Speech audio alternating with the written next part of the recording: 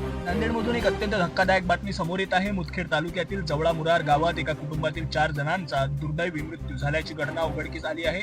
या घटनेमुळे संपूर्ण नांदेड जिल्ह्यात खळबळ उडाली असून गावात पोलिसांचा मोठा बंदोबस्त तैनात करण्यात आला आहे. नांदेड जिल्ह्यातील मुदखेड तालुक्यातील जवळा मुरार गावात एकाच कुटुंबावर दुःखाचा डोंगर कोसळला आहे. बजरंग रमेश लखे वय 22 आणि उमेश रमेश लखे वय 25 या 2 सख्या भावांनी मुगट रेल्वे स्थानक परिसरात रेल्वेखाली आत्महत्या केल्याची प्राथमिक माहिती समोर आली आहे. तर त्यांचे वडील रमेश होनाजी लखे वय 51 आणि आई राधाबाई रमेश लखे वय 44 हे गळफास घेतलेल्या अवस्थेत आढळून आले. 4 जणांच्या मृत्यूमुळे जवळा मुरार गावासह संपूर्ण नांदेड जिल्ह्यात हळहळ व्यक्त केली जात आहे. मृतांपैकी उमेश लखे हे मनसेचे मुदखेड तालुक्याचे माजी उपाध्यक्ष होते. तसेच सामाजिक कार्यातही ते सक्रिय असल्याची माहिती आहे. या घटनेमागील नेमके कारण अद्याप अस्पष्ट असून पोलिसांकडून सखोल तपास सुरू आहे.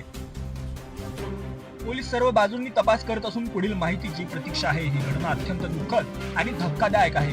पोलीस तपासानंतरच या प्रकरणातील खरी कारणे स्पष्ट होणार आहेत.